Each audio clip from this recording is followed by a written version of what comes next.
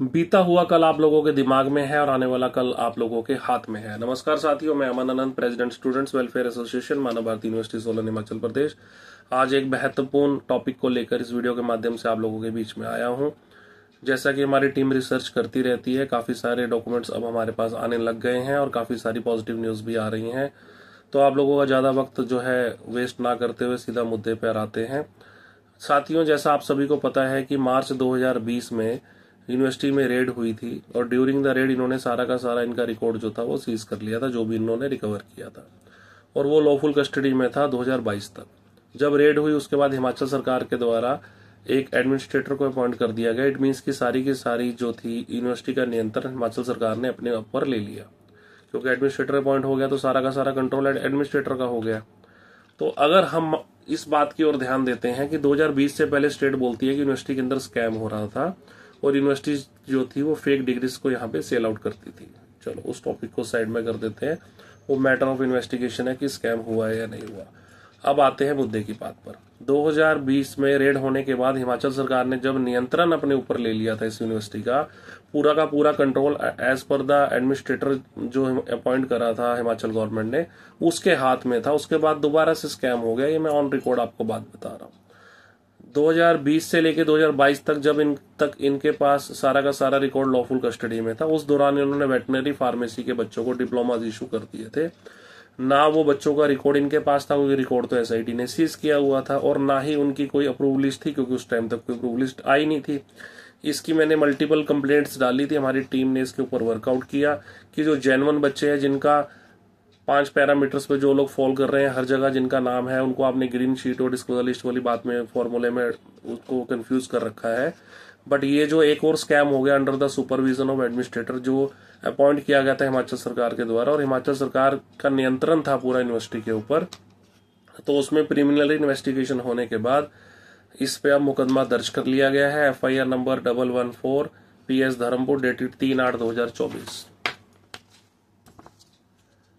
ये दर्ज कर लिया गया है अंडर सेक्शन 420, 465, 467, 468, 471। अब मैं बताता हूं साथियों, स्टूडेंट्स का कहीं पर भी शुरू से लेकर अभी तक कोई भी फॉल्ट कहीं पर भी नजर नहीं आया। जो पहली FIR रजिस्टर्ड हुई, जिसको ममता जी ने करवाया था, उनका भी कोई फॉल्ट नहीं था। उनको ये बोलकर एडमिशन दी गई, करनाल में दयाल सिंह कॉलोनी में एक इंस्टीट्यूट था, उनको ये बोलकर एडमिशन दी गई कि जो सोलन में हमारी यूनिवर्सिटी है वो अंडर कंस्ट्रक्शन है और हम लोग क्लासेस वगैरह यहाँ कंडक्ट करवा रहे हैं। ठीक है, तो जो भी फेक काम किया गया या नहीं किया गया वो करनाल में किया गया। सोलन में ये काम हुआ या नहीं हुआ, वो मैटर ऑफ इन्वेस्टिगेशन है। ठीक है, उसके बाद स्टूडेंट्स ने, चाहे वो कोई भी स्टूडेंट था जिन्होंने करनाल में एडमिशन ले लिया, जिन्होंने यहाँ पे एडमिशन ले लिया, उनका रिकॉर्ड मेंटेन करने की रिस्पॉन्सिबिलिटी यूनिवर्सिटी की होती है, एकेडमिक एडमिनिस्ट्रेशन की होती है, आगे फॉरवर्ड करने की रिस्पॉन्सिबिलिटी भी उनकी होती है। अगर उन्होंने अपनी रिस्पॉन्सिबिलिटीज को फुलफिल नहीं करा तो उसकी जो भी उसका खामियाजा है वो स्टूडेंट्स को फेस आउट करना पड़ रहा है। इन्होंने 6 पैरामीटर्स बना दिए। सबसे मेन पैरामीटर ये है कि ग्रीन शीट और डिस्क्लोजर लिस्ट में आपका नाम होना चाहिए।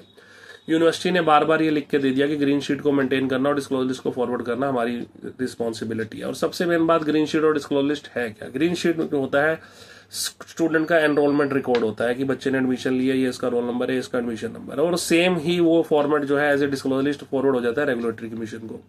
अगर किसी कारणवश वो नहीं भेज पाए तो रेगुलेटरी कमीशन ने क्यों नहीं उसको वेरीफाई किया, मैं कई वीडियोस में आप लोगों को बोल चुका हूं। अब आते हैं स्कैम के ऊपर। देखिए, ये स्कैम हो गया। लॉफुल कस्टडी में रिकॉर्ड था, तब भी डिप्लोमास जो थे वेटनरी फार्मेसी के और अटेंडेंस सर्टिफिकेट्स वगैरह इशू हुए, जिसमें हमने FIR रजिस्टर्ड करवाई है। उसके FIR रजिस्टर्ड होने से पहले जो प्रीलिमिनरी इन्वेस्टिगेशन हुई, उसमें डिप्टी रजिस्ट्रार महोदय द्वारा पूरी कोशिश की गई कल्प्रिट्स को बचाने की।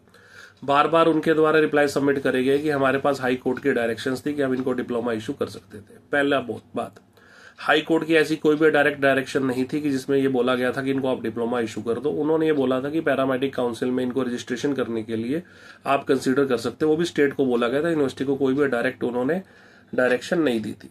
दूसरी बात, अगर ये हाई कोर्ट की डायरेक्शन होती भी या माननीय सुप्रीम कोर्ट की भी डायरेक्शन होती कि इनको डिप्लोमा इशू कर दो, तो भी ये लोग डिप्लोमा इशू नहीं कर सकते थे, क्योंकि जो इनका इंटायर रिकॉर्ड था वो SIT की लॉफुल कस्टडी में था। अब यहाँ पे 2 प्रॉब्लम्स निकल के आती हैं या 2 रास्ते निकल कर आते हैं कि अब इन्होंने डिप्लोमा इशू कर दिए under the supervision of administrator which is appointed by the government of Himachal Pradesh. It means कि इनके पास रिकॉर्ड अवेलेबल था तो इन्होंने डिप्लोमा इशू करे हैं। इनके पास रिकॉर्ड अवेलेबल था तो इट मीन्स कि SIT ने पूरा रिकॉर्ड सीज ही नहीं किया। जब उन्होंने पूरा रिकॉर्ड सीज ही नहीं किया तो वो कैसे बोल सकते हैं कि आपका नाम इस लिस्ट में नहीं है, उस लिस्ट में नहीं है। दूसरी बात, अगर उनके पास पूरा रिकॉर्ड अवेलेबल था तो ये डिप्लोमा इशू कैसे हो गए? कोई ना कोई रिकॉर्ड तो इनके पास रहा होगा यूनिवर्सिटी वालों के पास जो उन्होंने डिप्लोमा इशू करे, चाहे डायरेक्शन थी या नहीं थी। एडमिनिस्ट्रेटर उस टाइम पे कहाँ थे जो गवर्नमेंट ऑफ हिमाचल प्रदेश ने अपॉइंट कर रखे हैं? तो पहले तो हम मान लेते कि चलो यूनिवर्सिटी स्कैम करती थी, हम लोगों ने एडमिशन लेके गलती कर दी। अब गलती किसकी है? Matter of investigation. हिमाचल सरकार के नियंत्रण में एक और स्कैम हो गया। हिमाचल सरकार ने एडमिनिस्ट्रेटर अपॉइंट करा, उस टाइम पे HCS थे, आजकल IAS है। उनके कंट्रोल में ही ये जो था स्कैम हो गया। FIR रजिस्टर्ड है, प्रीलिमिनरी इन्वेस्टिगेशन हो चुकी है। उसके बाद मल्टीपल कंप्लेंट्स पेंडिंग है। मल्टीपल कंप्लेंट्स कैसे पेंडिंग है? जितने बच्चे अप्रूव लिस्ट में है, 2340 प्लस बच्चे हैं, वो स्टेट बोलती है हमारे अकॉर्डिंगली जेन्युइन है। उसमें से कई बच्चे ऐसे हैं जिनका प्रीवियस क्वालिफिकेशन रिकॉर्ड फेक है, कोई उनका रिकॉर्ड अवेलेबल नहीं है। कई बच्चे ऐसे हैं जो वर्किंग में थे, ड्यूरिंग द वर्क उन्होंने वो डिग्री गेन कर ली, उनके अटेंडेंस सर्टिफिकेट्स कैसे इशू हो गए, उनको डिप्लोमा डिग्रीज कैसे इशू हो गई, वो भी मैटर ऑफ इन्वेस्टिगेशन है। वो सेपरेटली कंप्लेंट चल रही है, उसका अपडेट आपको नेक्स्ट वीडियो में देंगे। तो कहने का मतलब ये है कि जो जेन्युइन स्टूडेंट्स थे जिनका हर तरह का रिकॉर्ड अवेलेबल है, जस्ट उन लोगों को इस वजह से परेशान किया जा रहा है कि आपका नाम ग्रीन शीट में नहीं, आपका नाम डिस्क्लोजर लिस्ट में नहीं है। अदरवाइज जिनका जीरो रिकॉर्ड अवेलेबल है उन बच्चों को अप्रूव लिस्ट में डाल लिया गया। भी ठीक है जी, आपका LLB का रिकॉर्ड है, बट BA का तो उनका कोई रिकॉर्ड ही अवेलेबल नहीं है। उन जो बच्चे कहीं ना कहीं गवर्नमेंट ऑर्गेनाइजेशंस में वर्किंग है उनको डिप्लोमा डिग्रीज इशू कर दिए गए, उनकी अटेंडेंस कैसे मार्क हो गई है, वहां से वो जॉब भी कर रहे हैं और यहाँ से अटेंडेंस भी मार्क हो रही है उनकी, वो भी मैटर ऑफ इन्वेस्टिगेशन है। सबसे बड़ी बात यह कि जब गवर्नमेंट ऑफ हिमाचल प्रदेश ने अपने ऊपर कंट्रोल ले लिया था पूरी की पूरी यूनिवर्सिटी का, तो ये डिप्लोमास कैसे इशू हो गए, इसमें किस किस की मिली भगत है, कहां से ये स्कैम हुआ है। तो स्कैम पे स्कैम होता रहेगा तो बच्चे थोड़ी ना भुगतेंगे। देखो, हमने बच्चों की आवाज को उठाना है और आगे तक ले जाना है, बट ऐसा अगर स्कैम होता रहेगा तो बच्चे थोड़ी ना सफर करेंगे। बार बार गलती सरकार की, गलती इनकी कमीशंस की, गलती इनकी गवर्निंग बॉडीज की, बच्चे थोड़ी ना भुगतेंगे। बच्चों को रिलैक्स इनको देना ही पड़ेगा। आने वाली 4 सितंबर को डेट है, अब उस डेट की भी सुन लीजिए। कई बच्चों को यूनिवर्सिटी को कांटेक्ट करते हैं तो उनको बोल दिया जाता है कि कोर्ट केस पेंडिंग है, 4 सितंबर की डेट लगी हुई है। देखो, पर्टिकुलरली ऐसा कोई PIL पेंडिंग नहीं है।